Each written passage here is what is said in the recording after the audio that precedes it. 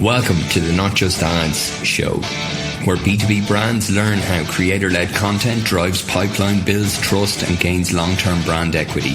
Each episode, we talk to founders and marketers and creators using content to build reputation and lead their category.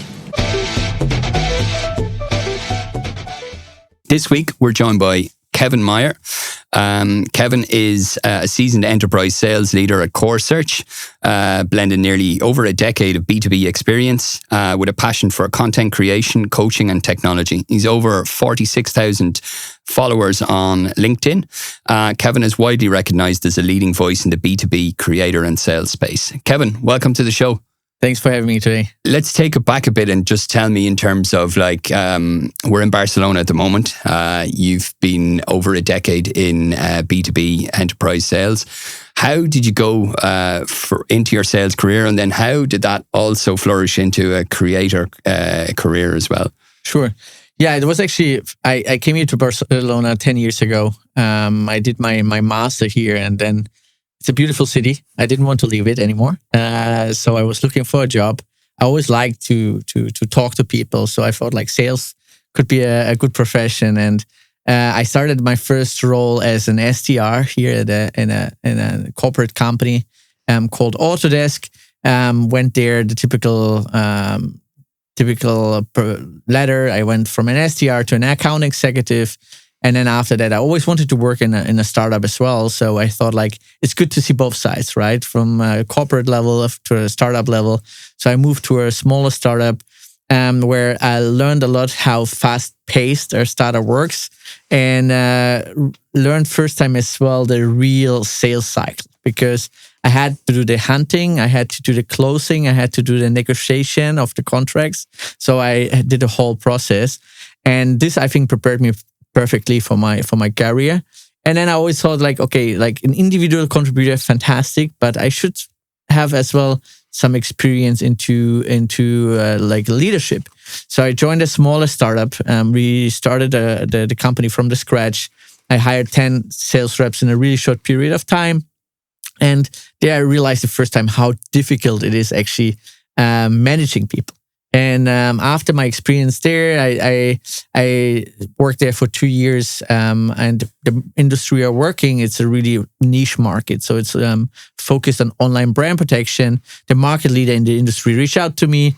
At the same time, I became father. So I thought like it's not bad to work in a bigger corporation again, to have a little bit less stress, see my son growing up. And then after that, I just decided to join again a bigger company, and from that now on, I'm working as an enterprise sales in CoreSearch. And during my time at CoreSearch, I always thought like I like to be a little bit more creative as well.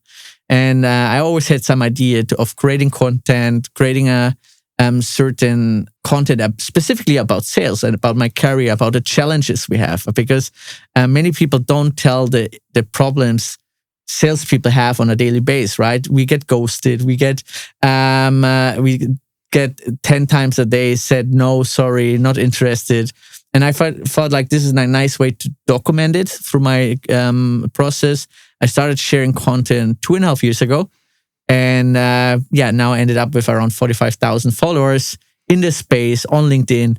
And since then, really enjoy posting on a daily basis, because it's brings my creativity a little bit to flourish, let's say it like that. Great, yeah. So when you're thinking of posting, like what are you thinking of? And what I mean by that is, if someone is to start posting now and they're hesitant, and they're in sales or they're in marketing or they're in another field, what would you give them as a tip in terms of like to start? Like what should they think about? So I would say don't think too much. Just start posting, right? It's really important at the beginning. It's quite normal that you don't get like tons of likes, tons of comments under your post. I think specifically on LinkedIn, it's really more giving before taking. Yeah. So it's really trying to find a niche where you're interested in. If it's marketing, if it's sales, if it's product management, whatever, and find your audience, find people who do something similar like you. And when you have those group of people, it's important really to engage as well with their content, because if they realize that you engage with their content, automatically they see, hey, he commented 5 times under my post. Maybe I should do the same for him. And it's a nice part of LinkedIn because it's really giving more and then you receive as well. And it's really a positive energy out there. So give before you take. I think it's my first advice. The second one, I would say, try to find the way how you post. For me, it's I now have it built in my routine. So it's like grabbing a coffee in the morning, having my coffee, bringing my son to the kindergarten, and then posting, right? I prepare the content the evening before, or sometimes even like a couple of days before, if I, for example, go on holidays, which is quite important, because if you start posting once and then you stop again for many days, it's not that efficient. It has to be consistent. If you don't do it consistent, I think it will be difficult to grow your audience, because they want to see on a daily basis the content, and some of them waiting for it, right? That's, I think, another advice from my side. Be consistent when you start something. Yeah. Additionally to consistency, what else would you say? Like what other things do you do that gives you inspiration for posts? Because consistency is one thing, but I think it's probably, some people probably think, okay, maybe this isn't that interesting, or there's like, the hamster wheel going around their heads. Like what else should you think about apart from consistency, other things? So for me, it was important that I like to create my content a little bit with humor as well on an educational side. So if you go to my content, you see some funny videos in combination with content which is as well educational. Yep. So that's one part. Another idea I think as well is getting the ideas, right? Where do you get the ideas? Many people say, I don't know what to post. Then have follow people in your industry, and if you just scroll through what they post, you can even modify certain. I just say don't copy, but really have your own thoughts, have your own opinion about a topic, and then share it. So scrolling through LinkedIn helps me quite a lot to get some ideas, some concepts, and I have a lot of interesting posts saved, which then recycle or put my own opinion to it, and then automatically you have content to share with your audience. Yeah, great. So from that consistency, how did that lead then now to where you are today in terms of you're working with a number of different brands? You also, I know, have a full-time role, but it's the consistency has connected you with a huge amount of opportunity. Can you share a little bit more about that? Yeah, so it was quite funny because at the beginning, when I started, it was like just for fun for me, because I enjoyed it. Sales, it's a tough job, so I wanted to have some creativity as well in my daily routine. Yeah. And I think I'm quite creative. Maybe my partner would say something different, but I think it's something. After I had my first 10,000 followers, suddenly my first company reached out to me.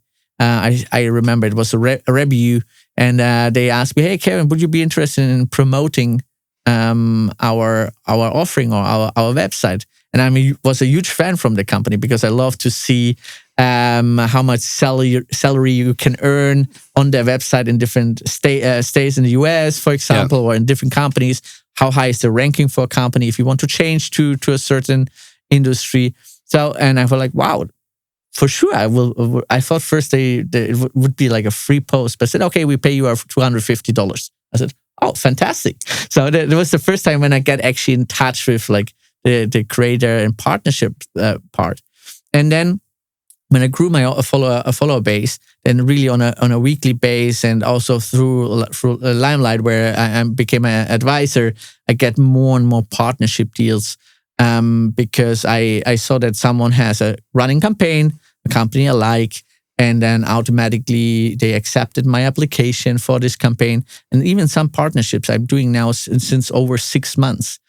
So posting 2 posts a month, and that's how I get as well to where I'm now. And I think it's a nice side hustle. Yeah. Where you can grow and meet fantastic people. That's another part as well. What else are say B2B content creators. When B2B brands come to you, what's normally, do you see kind of certain themes that they're trying to achieve when they come to you? So I think that still like it's quite a young space still. So there are some marketing people who say, okay, please follow the script, do this, and say that about us. And that's something which I do not identify myself, because I really prefer if I can put my own touch into the content. And I think this is me, right? If someone tells me, Kevin, can you please post about how fantastic the product is, and I never used it, it's a question, should I really promote it or not, right? So I'm a person who really likes to test a solution over a period of time, and which give you a lot of opportunities as well. So there are two kind of B2B companies. One of them who say, hey, say that, that's how is our messaging. And some of them say, you're the expert, you're the creator, bring our product in the center of your content, or just tell them, you tested it, and automatically the content is more authentic, I would say, right? So, and that's the partnerships I like and I prefer, to be honest. Yeah, really interesting. Like I heard recently on LinkedIn, it was saying about how, when employees or individuals post, they have 12 times more reach than what a company page would do, even probably more. But so people are really, or advocates are kind of the new, advocates for brands in that sense. So from your perspective, though, if you were talking to somebody that, say, is a VP of sales, or somebody that's can see that there's a value here, and they're trying to get their employees or their team to lean into more the content piece of like how they can engage their the ideal customer or their particular type of prospect or so on, what would you say, like 3 tips that you would give people like that? You mentioned consistency, and anything else that you would give them? Yeah, so first of all, I think for any B2B company out there, and every kind of sales organization, I would even pay commission for content creator, because it's almost free advertisement, right? So we have a much higher reach. I think I have more followers than our company page. And many people didn't hear anything about my company where I'm working, but they asked me, what are you guys actually doing, right? So it's something which creates a fantastic brand awareness for the company, and many companies don't even realize it. If you have sales content creator in a certain space, let's say companies of ZoomInfo or Gong or any company in this kind of industries, I think this can even generate quite a lot of leads for them, right? For me, it's really niche where I work, so it's a little bit another topic, but I think it's a fantastic way how to leverage the content creators out there in the specific field to create brand awareness for the company itself. So for company advocates, I would say it's really important to not just reshare the company page or the company post. It's the worst, in my opinion, what you can do.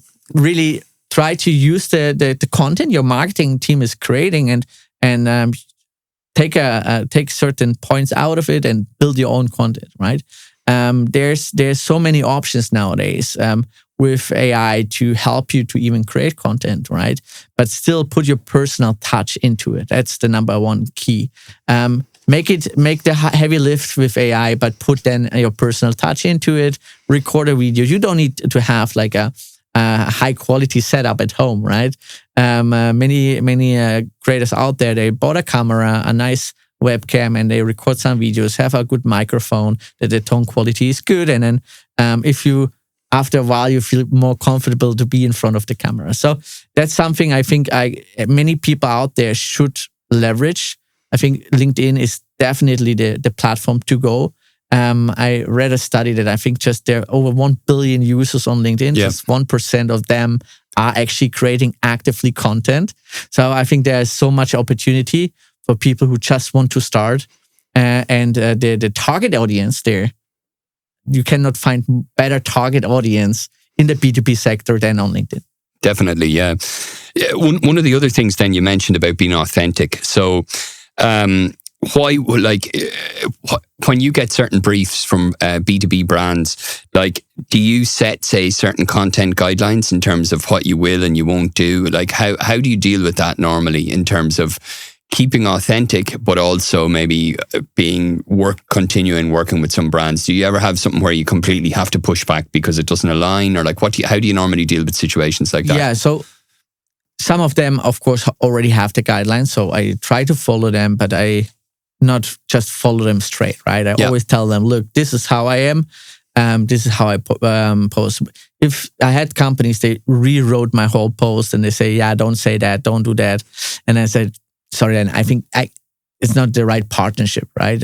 If you want someone to just reshare what are your thoughts, then you need to find someone else. So it's really important to stay to your way. I have, for example, have a clear structure how I structure my posts, and I don't like to go far away from that, right? I don't want to have a certain number of words in the post because the people will not read it, in my opinion.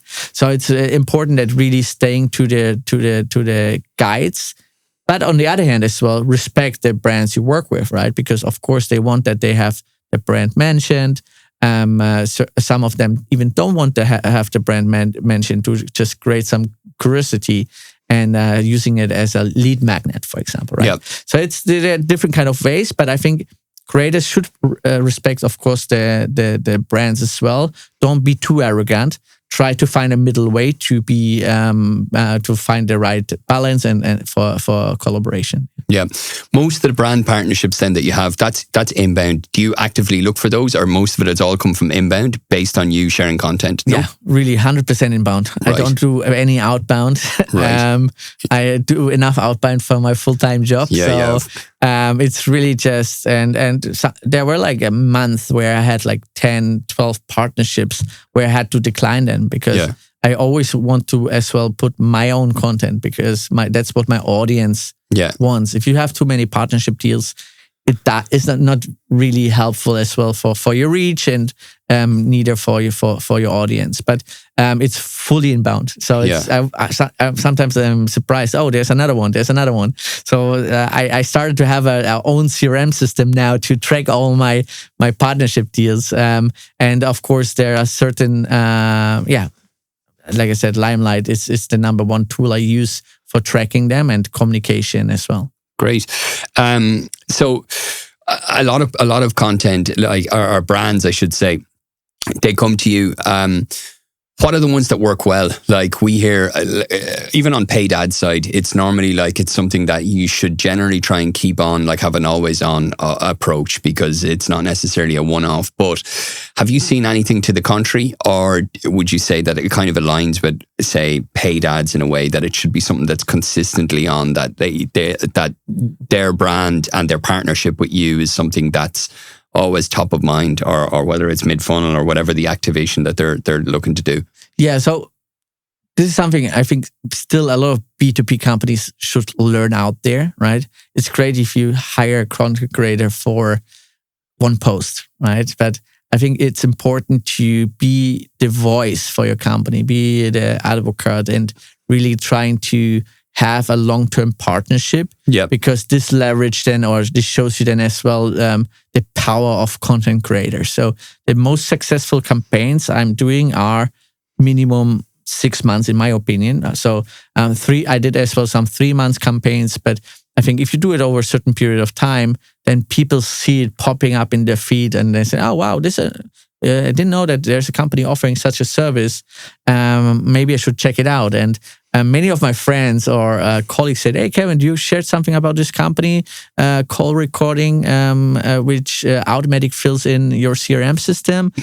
How is your experience about it, right? People sees it. And sometimes I don't even realize how big their reach is from the content I'm sharing. Yeah, and the other interesting thing is as well, there's a CMO from a company called Strategic ABM, but he shared this graph a while ago called the dark social, which is basically like word of mouth in a digital environment. But like a lot of these kind of things don't show up on an attribution model.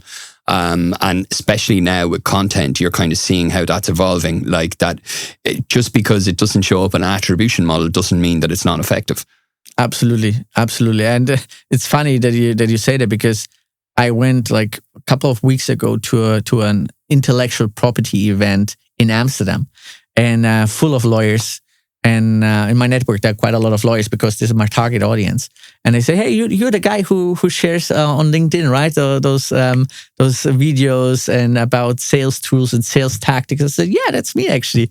And I was like, "Oh, I would never expect someone like him talking with me about the content I'm creating, right?" So it's quite interesting and quite nice to see the, from people where you do not expect. Usually, I think it's my audience is salespeople, people who use the tactic, use the content I'm sharing, getting some motivation out of it. But no, of course, it's like everyone who you are connected with. Yeah. The reach is super broad, and it's not necessarily that they're commenting or liking, but they're consuming your content. Yeah.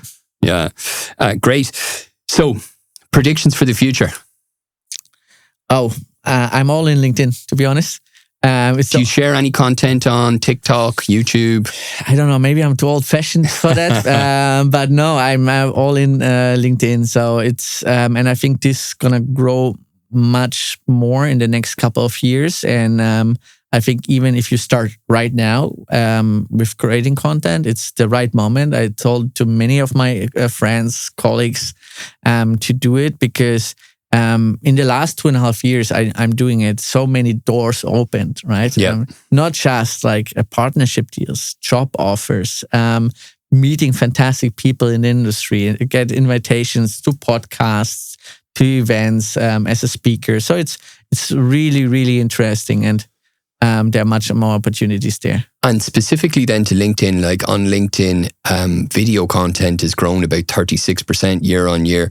What are you thinking about in the format, the way you format your content in the next, say, 12 to 18 months? Are you thinking that you want to try and ride that wave as well? And have you seen that some of your video content gets more reach or more engagement than, say, normal text posts with an image? Yeah, no, absolutely. So When I realized the shift to video content on LinkedIn, the first thing I did is like buying a great microphone, a good camera at home, having a good setup, and start recording, right? Because you need to get used to it. At the beginning, I didn't feel so comfortable with it, but now when I have certain partnership deals and I need to record some content, I see definitely that it helps as well for the brand and for the reach. Because if you don't record yourself and talk about it, it's harder for your audience to associate the content to a certain face instead of just your profile picture on LinkedIn. Yeah. If they see you talking, if they see you finding a solution for a certain problem you're explaining, I think that's the absolute goal, and I think this is going to increase as LinkedIn pushing it as well much more. Yeah. 3 tips then for people creating video on LinkedIn. What would you say? I think the first one is you should have this I don't give a fuck mentality somehow, because you really should just record it, first of all, right? Get the first one out. It will be not the best one, but get it out. And then from there, you can work on it, right? I remember I had a partnership deal and I was in South Africa and I had a really bad setup there. So I went to a shop, I bought like a microphone, the sound quality, more or less, it's good. I tried to put my phone on a table. My partner, she took our son outside, that the noise was more or less okay. And I recorded a video there as well, because of course, I wanted to have this partnership, so I had to deliver as well. So it's I would say get it out, record the first one, and then work on the small details, right? The quality. I remember Alan, a friend of mine, who said, "Kevin, I think you should buy a better microphone. The sound is horrible." And so I bought a better microphone. And last part is really try to make it natural, right? Reading from a script in front of the camera, it's not natural. It's not natural. Try to just get it out and not having it read from somewhere. Yeah. So get it out. Doesn't have to be perfect. Have a good sound, good mic, and make sure it's authentic. No? Absolutely. Yeah. Great. Okay, well, listen, Kevin, thanks very much for joining the show. It was a pleasure. Thank you very much. Nice.